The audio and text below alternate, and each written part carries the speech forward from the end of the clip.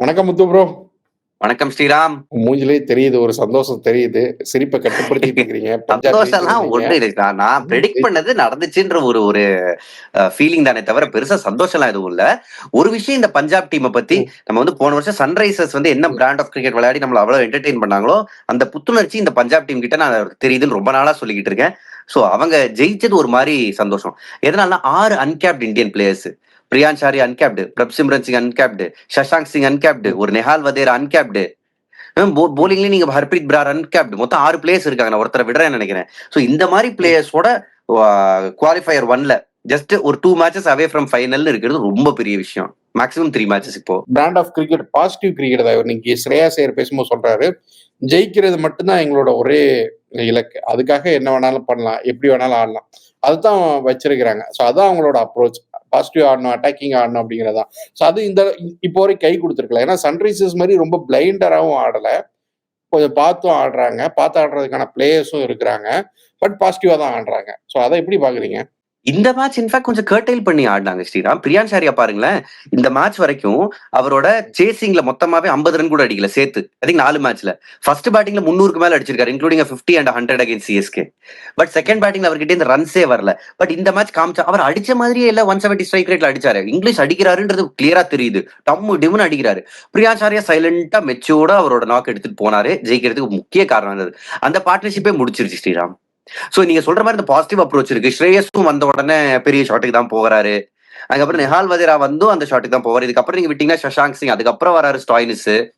In fact இந்த ஒரு ஒரு பெரிய ஹைலைட் என்னதுன்னா, ஓவர்சீஸ் பிளேயர் அடிச்ச முதல் ஹாஃப் செஞ்சுரி பஞ்சாபுக்கு இந்த சீசன் இந்த மேட்ச் தான் வந்துச்சு. அது வரைக்கும் 50 அடிக்கிற ஆப்பர்ச்சுனிட்டி கூட எந்த ஓவர்சீஸ் பிளேயருக்கும் பெருசா கிடைக்கல அப்பார்ட் ஃப்ரம் இங்கிலீஷ்.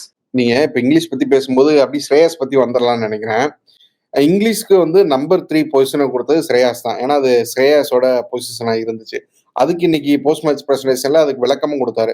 இங்கிலீஷ் வந்து அந்த இடத்துல தான் பெட்டரான பிளேயரா இருக்கிறாரு. நியூ பால்ல ஆடணும்னு நெனைக்கிறாரு. அதனால என்னோட ஆர்டர நான் கீழ இறக்கிக்கிட்டு அவருக்கு அந்த பிளேஸ குடுத்தேன் அப்படின்னு சொன்னாரு. ஸ்ரேயாஸ் ஐயர் ஆஸ் எ கேரக்டரா கேப்டனா இருக்காருல்ல. இண்டிவிஜுவல்ஸ தாண்டி டீமுக்கு என்ன பெட்டரோ அத பார்க்குறார்ல. ஃபர்ஸ்ட் மேட்சே நம்ம பார்த்த ஞாபகம் இருக்குதா? அந்த செஞ்சுரி வேணாம் அப்படின்னு சொல்லிட்டு சசாங்கே ஸ்ட்ரைக்ல நிக்க விட்டு.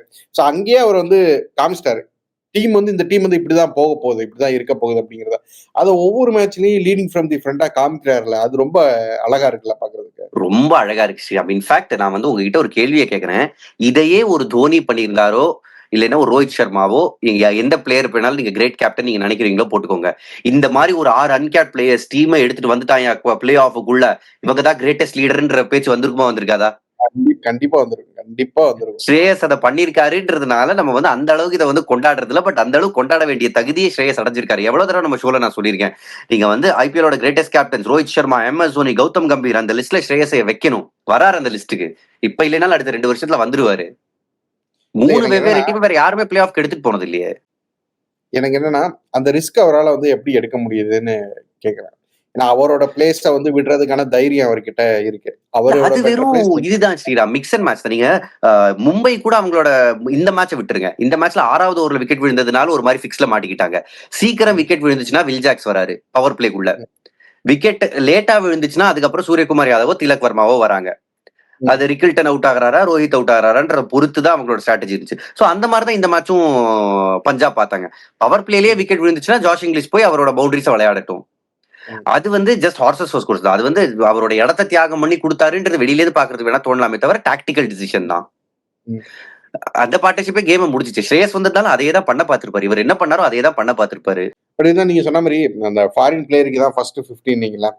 அந்த இம்பார்ட்டன்ஸ் குடுக்குறாருல இந்தியன் பிளேயர்ஸ்க்கு. நம்ம எவ்வளோ மேட்சஸ்ல பார்த்துருக்கோம். ஸ்டாயினிஸும், மேக்ஸ்வெல்லும் வெளிய உட்கார்ந்திருப்பாங்க. அவங்களுக்கு முன்னாடி நேகல் வதாராவ மேல இறக்கி விட்டு மேட்ச வந்து ஃபினிஷ் பண்ண வச்சதெல்லாம் வந்து பார்த்தோம். அந்த இம்பார்ட்டன்ஸ் அதே மாரி வைசாக் விஜயகுமார இம்பாக்ட் பிளேயரா வந்து திடீர்னு உள்ள கொண்டு வந்து பெரிய வந்து மேட்சஸ்ல வின் பண்ண இதெல்லாம் பார்த்தோம். சஷாங்க் சிங்க இந்தியன் ப்ரமோட் பண்ணாங்க ஸ்டாயினிஸ் இருக்கும்போது. இன்ஃபேக்ட் நீங்க ம். மேக்ஸ்வெல் பேர் எடுத்ததுனால நான் சொல்றேன். நாங்க கமெண்ட்ரிலயும் சொன்னேன். மேக்ஸ்வெலோட கிரேட்டஸ்ட் கான்ட்ரிபியூஷன் இந்த சீசன் அவர் அவைலபிளா இல்லாதது தான். இது ஒரு ஜோக். அவர் இருந்திருந்தா ஒரு குழப்பம் இருந்திருக்கும். அவரா ஸ்டாயினிஸா இங்கிலீஷா, அவரா இன்ஃபேக்ட் ஆரம்பத்துல வந்து இங்கிலீஷை ப்ரிஃபர் பண்ணல. ம். மேக்ஸ்வெல் அவைலபிளா இல்லன்றப்பதான் இங்கிலீஷ்க்கு வந்து ஒரு வாய்ப்பு கிடைச்சிச்சு. கடைசியில அது வந்து ஒரு பெனிஃபிட்டா முடிஞ்சிச்சு பாருங்களேன். அவரோட ஃபர்ஸ்ட் ஐபிஎல் 50 வந்திருக்கு. முக்கியமான மேட்ச்ல against one of the greatest opponents வந்திருக்கு. சோ இந்த டீமை வந்து இந்தியன்ஸ் ஃபர்ஸ்ட்னு வழி நடத்துற விதம் ஸ்ரேயஸ் கிட்டே சூப்பரா இருக்கு. அவர் பேசுறப்பவும் சொல்றாரு, டீமோட என்டையர் ஸ்குவாட் ஒரு 20 பேர் ஸ்குவாட்னா அவங்கள மேனேஜ் பண்ற வேலை ரிக்கி பாண்டிங் எக்ஸலென்ட்டா பண்றாரு. இவர் பிளேயர்ஸோட அப் க்ளோஸா இருந்து, ஏன்னா தன் கேப்டனுக்காக தான் பண்ணணும்னு ஒரு ஒரு ஒரு எண்ணம் வரணும் ஒரு பிளேயர் கிட்ட. அதனால அவங்க தான் கிரேட் கேப்டன்ஸ். பிளேயர்ஸ் கிட்ட இருந்து பெஸ்ட்டா வாங்குவாங்க. சோ ஸ்ரேயஸ் அதை பண்றாரு. இந்த பர்டிகுலர் மேட்ச்ல பிரில்லியன்ட் கேப்டன்சி நம்ம பார்த்தோம். இன்னொரு விஷயம் பாத்தீங்கன்னா ரிக்கி பாண்டிங் பத்தி 2 பேருக்கு இடையில இருக்க பாண்ட் பத்தியுமே பேசணும். ஏன்னா டெல்லி கேபிட்டல்ஸ்ல இருந்து வராங்க. ஸ்ரேயஸ் வந்து ரொம்ப யங்கா இருந்தப்போ யங்கா கேப்டன்சி கைக்கு வந்தப்போ இருந்து ரிக்கி பாண்டிங் பார்த்துட்டு இருக்கிறாரு. இந்த பாண்ட் வந்து எப்படி பாக்குறது? ரிக்கி பாண்டிங் ஒரு மாதிரி ரொம்ப அக்ரெசிவா நம்ம நிறைய பார்த்திருக்கோம் முன்னாடி பிளேயரா. இப்ப கோச்சா வந்து ரொம்ப காமன் கம்போஸ்டா இருக்கிறாரு. பட் இருந்தாலும் ரொம்ப மோட்டிவேட்டடா அவர் பேசுறது, அனிமேட்டடா அவர் பேசுறதெல்லாம் வந்து நம்ம நிறையவே பாக்குறோம். எப்படி இந்த காம்போ எப்படி வந்து செட் ஆகி வந்துச்சுன்னு நினைக்கிறீங்க? சூப்பரா இருக்கு ஸ்ரீராம். அதாவது எப்பவுமே நம்ம இன்டர்நேஷனல் கிரிக்கெட் எடுத்துக்கோங்க, ஐபிஎல்லே எடுத்துக்கோங்க, கிரேட் பிளேயர்ஸ் கிரேட் கோச்சஸ் ஆகணும்னு அவசியம் கிடையாது. இன்ஃபேக்ட் நிறைய கிரேட் கோச்சஸ் பெரிய பிளேயர்ஸாவே இருந்திருக்க மாட்டாங்க. இப்ப ஒரு ஜான் ரைட் இந்தியாவுக்கு வந்து ஒரு பெரிய கோச்சா இருந்தாரு. நீங்க வந்து மத்தவங்களெல்லாம் கம்பேர் பண்றச்சு, ஒரு அனில் கும்ப்ளே கம்பேர் பண்றச்சு, ஒரு கபில் தேவ கம்பேர் பண்றச்சு, ஜான் ரைட் அந்த லீக்ல நம்ம இந்தியன்ஸ் வைக்க மாட்டோம்.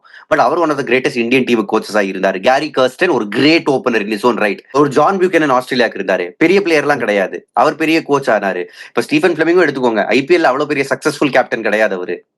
பிளேயரும் கிடையாது. ஒரு சீசன் தான் விளையாடினாரு. பட் ஸ்டில் 5 கோப்பை ஜெயிச்ச ஒரு கோச்சா இருக்காரு.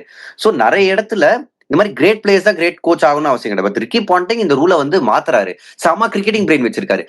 இந்த சீசன் ஆரம்பத்துல அவரும் ஸ்ரேயஸும் சொன்னதுதான் ஞாபகம் வருது. இதுதான் கிரேட்டஸ்ட் பஞ்சாப் டீமா ஆக்க போறோம்னாங்க. ஐ திங்க் ஆக்கிட்டாங்க. 2014 இதுக்கு முன்னாடி குவாலிஃபை ஆனாங்க.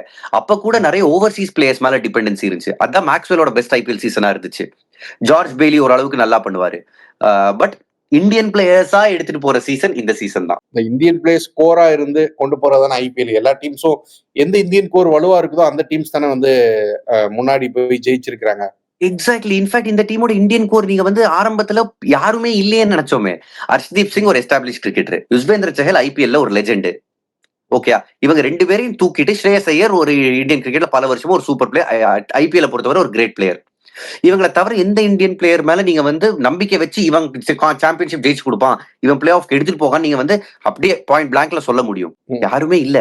மேல அதிக பணத்தை செலவழிச்சது நீங்க கவனிக்கணும். 27 கோடி ஸ்ரேயஸ், 26 கோடி வச்சுக்கோங்க, 18 கோடி ஹர்ஷ்தீப், 18 கோடி செஹல். மீதி எல்லாம் சின்ன சின்ன பிளேயர்ஸ் தான் வச்சாங்க. ரீடைன் பண்ணது யார்? பிரப்சிம்ரன் சிங், சஷாங்க் சிங். இது போதும்னு நினைச்சாங்க. அது ஒரு நல்ல ஸ்டோரி. அண்ட் இந்த டீம் கிட்ட எனக்கு இன்னொன்னு பிடிச்சதுன்னா லோக்கல் பஞ்சாபி பிளேயர்ஸை சப்போர்ட் பண்ற இது. நிஹால் வதேரா பஞ்சாபுக்காக விளையாடுறாரு, பிரப்சிம்ரன் சிங் பஞ்சாபுக்காக விளையாடுறாரு, ஹர்ஷ்தீப் சிங் பஞ்சாபுக்காக விளையாடுறாரு, ஒரு ஹர்ப்ரீத் பிரார் பஞ்சாபுக்காக விளையாடுறாரு. அந்த லோக்கல் டீமுக்காக விளையாடுறப்ப எங்க இருந்தோ ஒரு மோட்டிவேஷன் வருங்க பிளேயருக்கு. தன்னோட தன்னோட ஊருக்காக விளையாடுறோன்ற ஃபீலிங் பிரான்சைஸ் கிரிக்கெட்ல நிறைய தடவை மிஸ் ஆகும். அதுவும் அந்த எமோஷனும் சேர்ந்து அமைஞ்சிச்சுன்னா அது வந்து வேற லெவல் பெர்ஃபார்மன்ஸ்ல. இப்ப வரைக்கும் நம்ம சிஎஸ்கேல யார் ஒரு லட்சுமிபதி பாலாஜி, ஒரு பத்ரிநாத், முரளி விஜய், இந்த மாதிரி பிளேயர், அஸ்வின், இந்த மாதிரி பிளேயர்ஸ் ஏன் நமக்கு ஞாபகம் இருக்கா? நம்ம ஊர் பசங்க நம்ம டீமுக்காக விளையாடுறாங்கன்றதானே. இப்ப ஐபிஎல் எடுத்துக்கோங்க, இதே சாய் சுதர்ஷன் இந்த டீமுக்காக அந்த பெர்ஃபார்மன்ஸ் கொடுத்ததா எவ்வளவு சந்தோஷமா இருந்திருக்கும். இன்னும் டபுளா தோல்ல தூக்கி வச்சு ஆடி இருக்க மாட்டோம். ஒரு மாதிரி எல்லாமே செட் ஆகி வருது பஞ்சாப்க்கு. இன்னும் ஒரு 2 மேட்ச் தான், மேபி 2-3 மேட்ச், அவ்வளவுதான். அவங்க வந்து அவங்களோட அந்த ட்ரீம் இத்தனை வருஷம் கை கேட்டா அந்த கப்பு வந்து எட்டுறதுக்கான அத்தனை சான்ஸும் இருக்கு. ஏன்னா இந்த டீம் அவ்வளவு டிசர்விங்கா இருக்கிறாங்க. இன்ஃபேக்ட் நம்பர்ஸ் என்ன சொல்லுதுன்னா ஸ்ரீராம், நான் சர்ப்ரைசிங்கா இருந்த மேட்ச் நடக்க தான் நாங்க இந்த நம்பர்ஸ் எடுத்துக்கிட்டு இருக்கோம் டிவில. மும்பை இந்தியன்ஸ் இது வரைக்கும் 5 வருஷம் ஜெயிச்சாங்கல்ல, 5 வருஷமும் 1 and 2ல முடிச்சாங்க. அவங்க 3 and 4 முடிச்ச வருஷம் எதுவுமே ஜெயிச்சது இல்ல. மும்பைக்கு எல்லா சான்ஸுமே இருந்துச்சு. ஏன்னா நல்ல ஃபார்ம்ல நல்ல டச்ல வந்தாங்க. லாஸ்ட் மேட்ச் பிரில்லியண்டா வந்து வின் பண்ணியிருந்தாங்க இல்லையா? பவுலிங் வந்து பயங்கரமா. பஞ்சாப் ஒரு தோல்வியில இருந்து வந்தாங்க. பஞ்சாப் டெல்லி கிட்ட தோத்துட்டு வந்தாங்க, இவங்க டெல்லியை ஜெயிச்சுட்டு வந்தாங்க. மும்பை எங்க போச்சுன்னா அப்ரோச்லயே போச்சுன்னு நினைக்கிறேன் ஸ்ரீராம். 180 போதும்னு நினைச்சாங்களோன்னு எனக்கு தோணுச்சு. போன மேட்ச் 165 அந்த பிட்ச்ல நல்ல ஸ்கோர் நினைச்சு 180 வந்துச்சு. இந்த தடவை 180 போதும்னு நினைச்சாங்க. ஏன்னா 200 தேவை ஸ்ரீராம் இந்த கண்டிஷன்ஸ்ல. அந்த போன மேட்ச்க்குள்ள அந்த ப்ளூ பிரிண்ட் அப்படி ஃபாலோ பண்ணிக்கலாம், டெத்ல வந்து ஹெவியா போய்க்கலாம் அப்படின்னு வந்து நினைச்சிட்டாங்களா? ஏன்னா போன மேட்ச் 2 ஓவர் வந்து பெரிய ஓவரா வந்துச்சு. லாஸ்ட் 2 ஓவர் வந்து 48 ரன் வந்துச்சு. இந்த மேட்ச்ல பாத்தீங்கன்னா 19th ஓவர் பெரிய ஓவர் 23 ரன்ஸ் வந்துச்சு. ஆனா 20th ஓவர் ஹர்ஷ்தீப் சிங் போட்டாரு. 2 பேரோட விக்கெட், நமந்தீரோட விக்கெட்டையும் எடுத்தாரு, சூர்யாவோட விக்கெட்டையும் எடுத்தாரு. வெறும் 3 ரன். சோ அந்த ஓவர் தான் வந்து மேட்சை மாத்திருச்சு. மேபி அது மொமெண்டம் இங்க கொடுத்துருச்சு. எக்ஸாக்ட்லி, மொமெண்டம் இங்க கொடுத்துருச்சு. அதுக்கப்புறம் மும்பை நல்லா ஸ்டார்ட் பண்ணாங்க. பவர் பிளேல சூப்பரா போலிங் போட்டாங்க. தீபக் சஹர் அந்த ஹாம்ஸ்ட்ரிங் காயத்தோட வந்து ஒரு மெய்டன் ஓவர். அதனால பும்ராவோட போலிங்ல பிரப்சிம்ரன் சிங் செம பிரஷர் ஆயிட்டாரு, பேனிக் ஆயிட்டாரு. இவ அடிக்கணும்னு சொல்லிட்டு போய் அவர் வந்து தன்னோட விக்கெட் விட்டாரு. அப்ப பிரியான்சாரியோட காம்னஸ் காப்பாத்துச்சு. இதெல்லாம் இருந்துச்சு. பட் நீங்க சொன்ன மாதிரி போன மேட்சோட ப்ளூ பிரிண்ட் தான் ஒரு மாதிரி அவங்க பிச்சை மிஸ்ரீட் பண்ணிட்டாங்களோ மிடில்ல. இன்னும் கொஞ்சம் ஹார்டா போயிருக்கணும் ஸ்ரீராம். அவங்க வந்து ரிஸ்கே எடுக்காம ஆடிக்கிட்டு இருந்தாங்க மிடில்ல. உங்களுக்கு ஹார்திக் பாண்டியா வந்த உடனே தான் கண்ணு முன்னாடி ஒரு புஷ் தெரிஞ்சுது. அது வரை ஆட் ரிஸ்க் எடுத்துக்கிட்டு இருந்தாரு சூரியகுமார் யாதவ். அவர் ஒரு பக்கம் பார்த்துப்பாரு. பட் ஹார்திக் பாண்டியா வந்தோடனே தான் அர்ஜென்சி தெரிஞ்சு. அவர் ஒரு கேமியோ, வில் ஜாக்ஸ் ஒரு கேமியோ, நமந்தீர் ஒரு கேமியோ ஆடியுமே பத்தலையே. இன்ஃபேக்ட் பவுலிங்குமே அந்த பவர் பிளேக்குள்ள வரைக்கும் ஒரு மாதிரி கண்ட்ரோலா ஜாஸ் இங்கிலீஷ் வந்து ஃபயர் ஆகிற வரைக்குமே வந்து மேட்ச் ஒரு மாதிரி மும்பை எடுத்துட்டு வந்துருவாங்களோ அப்படிங்கிற மாதிரி தான் இருந்துச்சு. ஏன்னா பவர் பிளேல பாத்தீங்கன்னா ஒரு ஸ்லோ ரவுண்ட்ஸா போட்டு ஒரு மாதிரி வந்து கண்டெயின் பண்ண பார்த்தாங்க. அது கொஞ்சம் ஒர்க் அவுட்டும் ஆச்சு. பட் ஜாஸ் இங்கிலீஷ் தான் வந்து மேட்சை மாத்திட்டு போயிட்டாரு. இல்ல எங்க மாத்தினாருன்னா சாண்டனரை மாத்தினாரு. அதாவது போன மேட்ச் பாருங்க, ஒரு பும்ரா ஒரு 4 over bank, Santner 4 over bank தான் கடந்த ஒரு மும்பை பெரும்பாலும் ஜெயிச்ச மேட்சஸ்ல இருந்துச்சு. கடைசி இன்ஃபேக்ட் போன மேட்ச் நீங்க எடுத்துக்கோங்க. இந்த பர்டிகுலர் மேட்ச்ல இங்கிலீஷ் அவரை டேக் டவுன் பண்ணது செமையா இருந்துச்சு. ஏன்னா ஃபாஸ்ட் பவுலர்ஸ் ஆடுறப்ப நிறைய பின்னாடி ஆனார். ஸ்பின்னருக்கு ஃபுல்லா பேக் செம பவர் வச்சிருக்காரு. ஃபுல்லா கிரீஸை யூஸ் பண்ணி பேக்ல போய் ஃபுல் பவரை வச்சு சாத்துறாரு. மிட் விக்கெட்ல 2 6 சாண்டனரை. அங்க வந்து கேம் திரும்பிருச்சு. சாண்டனர் அட்டாக் பண்ணதா. ஏன்னா பும்ராவை எல்லா இடத்துலயும் யூஸ் பண்ண வேண்டிய கட்டாயம் இருக்கு. போன மேட்ச் வர பும்ரா இல்லைன்னா சாண்டனர் இருந்தாங்க. இப்ப சாண்டனரை நல்லிஃபை பண்ணிட்டாரு ஜாஷ் இங்கிலீஷ். அங்க கேம் ஒரு மாதிரி திரும்பிருச்சு. இன்னொரு விஷயம் பாத்தீங்கன்னா ஹர்திக் பேசும்போது என்னன்னா பவுலர்ஸ்க்கு வந்து கிரெடிட் கொடுத்து தான் பேசுறாரு. பட் வந்து பேட்டிங்ல தான் பிரச்சனை இருக்கு. பேட்டிங் தான் நாங்க எங்க விட்டுறோம், மிஸ் பண்றோம் அப்படிங்கிறத பார்க்கணும். குறிப்பா ஃபர்ஸ்ட் பேட்டிங் பண்றப்போ அந்த டார்கெட் செட் பண்றதுல இன்னும் கொஞ்சம் கவனமா இருக்கணுங்கிறாரு. ஸோ அதுதான் பிரச்சனையா. எந்த பேட்டர் வந்து நின்று ஆடணும். ஏன்னா இன்னைக்கு ரோஹித்தும் வந்து நின்று ஆட ட்ரை பண்ணாரு. அகைன் சூரியகுமார் அதுவும் நின்று ஆட ட்ரை பண்றாரு. ஸோ அந்த ரோலை யார் பண்றது அப்படிங்கிறதுல பெருசா கிளாரிட்டி இல்லையா? அது ரோல் ஒண்ணு இருக்கு ஸ்ரீராம். இன்னொன்னு என்னதுன்னா ஒரு ரிலீஸ் ஓவரே கிடைக்கலையே. 19வது ஓவர் தான் நீங்க சொல்ற மாதிரி ஒரு பேட் ஓவர் ஃபுல் மேட்ச்ல. அதுவரை இவங்க பவுண்டரிஸ் அடிச்சாங்க. அதுவும் இவங்களா ரிஸ்க் எடுத்து கிரீஸை யூஸ் பண்ணி இறங்கி வந்து சைட்ல வந்து பின்னாடி அடிச்சுதான் பவுண்டரிஸ் வந்துச்சே தவிர ஒரு பேட் ஓவர் கூட போடல பஞ்சாப். ஒரு மாதிரி கண்ட்ரோலே வச்சிருந்தாங்க. செம பிளானிங்கோட வந்திருந்தாங்க. எந்த பேட்டருக்கு எப்படி போடணும், கட்டர்ஸ் தான் போடணும்னு டிசைட் பண்ணிட்டாங்கன்னா கட்டர்ஸ் நல்லா போட்டுக்கிட்டு இருந்தாங்க. ஹர்ஷ்தீப் பிரில்லியண்டா போலிங் போட்டாரு. சோ 5 bowlers யூஸ் பண்ணாரு. 6வது bowler யூஸ் பண்ண வேண்டிய கட்டாயமே ஏற்படல. அங்கதான் இவங்க வந்து இன்னும் கொஞ்சம் ப்ரோஆக்டிவா நடுவுல ரிஸ்க் எடுத்திருக்கணும். ஒரு 11 12வது ஓவர்ல மேபி ஒரு பெரிய ஓவர் பார்த்து ஏதாவது பெரிய ஷாட்ஸுக்கு போய் அங்க வந்து பிளான் பிக்கு தள்ளி இருக்கணும். அது தள்ளவே இல்லை ஸ்ரீராம். அவர் பிளானுக்கு ஏத்த மாதிரி போயிட்டே இருந்துச்சு. பஞ்சாப் வந்து ஃபர்ஸ்ட் 2 பிளேஸ்க்குள்ள போயிட்டாங்க. மும்பை வந்து அப்படி எலிமினேட்டர் வந்துட்டாங்க. இன்னும் ஒரே ஒரு மேட்ச், கடைசி லீக் மேட்ச் இருக்கு. Lucknow versus RCB. ஆர்சிபி என்ன பண்ண போறாங்க? ஏன்னா ஆர்சிபி ஃபேன்ஸ் வந்து சிஎஸ்கே வின் பண்ணணும்னு வந்து வேண்டிட்டு இருந்தாங்க. சிஎஸ்கே வின் பண்ணிட்டாங்க. இப்ப அவங்க வின் பண்ணணும். அது நடக்குமா? எல்எஸ்ஜி திடீர்னு கடைசியில எவ்வளவு நல்லா விளையாடுறாங்க. 230 எல்லாம் அடிக்கிறாங்களே ஸ்ரீராம். சோ ஒரே ஒரு இது என்னதுன்னா யாராவது ஒருத்தருக்கு அவ்வளவு பெரிய டேயா இருக்கக்கூடாது. நீங்க மிச்சல் மார்ஷ் வெளுத்து வாங்கிட்டாரு. One of the best centuries அடிச்சிட்டாரு. அந்த மாதிரி ஒருத்தருக்கு நடக்காம பாத்துக்கணும் ஆர்சிபி. இன்னமும் ஆர்சிபி கையில தான் இருக்கு. ஆர்சிபி இந்த மேட்ச் ஜெயிச்சா டாப் 2, ஜெயிக்கலைன்னா 3 and 4 அவங்களும் மும்பையும் போட்டி போடணும். அண்ட் இன்னொரு விஷயம் பாத்தீங்கன்னா பஞ்சாபுக்கும் ஆர்சிபிக்கும் இந்த 4 டீம்ஸ்ல பஞ்சாபுக்கும் ஆர்சிபிக்கும் தான் ரொம்ப முக்கியமான ஒரு பிளே ஆப்ஸ் இல்லையா? ஏன்னா குஜராத்தும் வந்து அந்த கப்பை வின் பண்ணாங்க. உள்ள வந்த சீசனே வின் பண்ணாங்க. வந்து மும்பை வந்து அத்தனை டிராபிஸை பார்த்துட்டாங்க. ஆனா பஞ்சாபும் ஆர்சிபியும் தான் வந்து இன்னும் எதையும் பார்க்காமலே வாழ்க்கையில எந்த சந்தோஷத்தையும் பார்க்கல பரமா அப்படின்னு இதுல இன்ஃபேக்ட் நம்பர் 1 போறதுக்கும் சான்ஸ் இருக்கு. அப்படி ஆர்சிபி வந்து 34 ரன்கள் வித்தியாசத்துல ஜெயிச்சாங்கன்னா நம்பர் 1க்கு போயிருவாங்க. இல்ல 20 balls to spare ஜெயிச்சிட்டாங்கன்னா நம்பர் 1 பஞ்சாப் டிஸ்பிளேஸ் பண்ணி நம்பர் 1ல பாயிண்ட்ஸ் டேபிள் முடிக்கிறதுக்கும் ஒரு வாய்ப்பு இருக்கு. சரி, அதான் கேக்குறேன். நம்பர் 1ல முடிக்கிறது ரொம்ப முக்கியம் இல்லையா? ஏன்னா இந்த டீம் வந்து 18 வருஷமா வந்து டிராஃபி இல்ல, விராட் கோலிக்காக ஜெயிக்கணும் அப்படின்லாம் இப்போ வந்து பேசுறப்போ அவங்க அந்த ஃபர்ஸ்ட் 2 பிளேஸ்ல முடிக்கிறது ரொம்ப முக்கியமா இருக்கும். ஏன்னா எலிமினேட்டர்ல மும்பையை ஃபேஸ் பண்றது அப்படிங்கிறது அது இன்னும் பெரிய சேலஞ்சா வந்து இருக்கும். ஆர்சிபி அதை தாண்டி வருவாங்களா இன்னைக்கு? வரணும் ஸ்ரீராம். ஹேசல்வுட் வந்துட்டாருன்றது ஒரு மிகப்பெரிய செய்தி. அண்ட் எந்த அளவுக்கு நல்லா போட போற ஒரு பெரிய இன்ஜுரி இல்ல, ஒரு சின்ன லே ஆஃப்க்கு அப்புறம் தான் வராரு. ஒரு அந்த 1 week பிரேக் அவருக்கு ஒரு பெரிய பெனிஃபிட்டா இருந்துச்சு. ஆர்சிபிக்கும் பெனிஃபிட்டா இருந்துச்சு. அவர் எவ்வளவு நல்லா பண்றாருன்றது மேட்சை நிர்ணயிக்கக்கூடிய பெரிய ஃபேக்டரா இருக்கும். திவேஷ் திரும்ப வந்துருவாரு. டிம் டேவிட் இன்ஜுரினால இல்லையா இருக்கிறார்.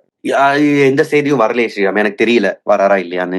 பட் வந்து டிம் டேவிட் மேபி இல்ல அப்படின்னா அதுவுமே ஒரு பெரிய ப்ளோவா இருக்கும். கீழே அது மேபி ஒரு ப்ளோவா இருக்கலாம் ஸ்ரீராம். சோ எல்லாமே அந்த பாருங்க இப்ப இந்த ஸ்டேஜ் வந்தாச்சு.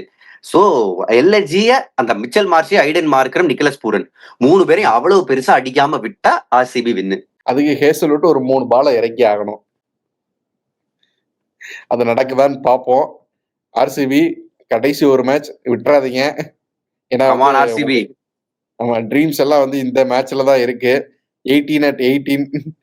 ஸோ அதை வந்து நினைவாக்கி செம்ம காமிக்கணும், மேட்ச் டிராஃபி குடுக்கணும்னா செம்ம மேட்ச மேட்ச் இருக்கு. முடிச்சுட்டு அண்ட் இன்னும் போன மேட்ச் இந்த கிரவுண்ட்ல விளையாடிட்டாங்கன்றதால ஃபெமிலியராவும் இருப்பாங்க கண்டிஷன்ஸ்க்கு. பார்க்கலாம் என்ன நடக்குதுன்னு. ஆர்சிபி வின் பண்ணிட்டு வராங்களா? இல்ல லக்னோ வந்து ஏதாவது சர்ப்ரைஸ் குடுக்குறாங்களா?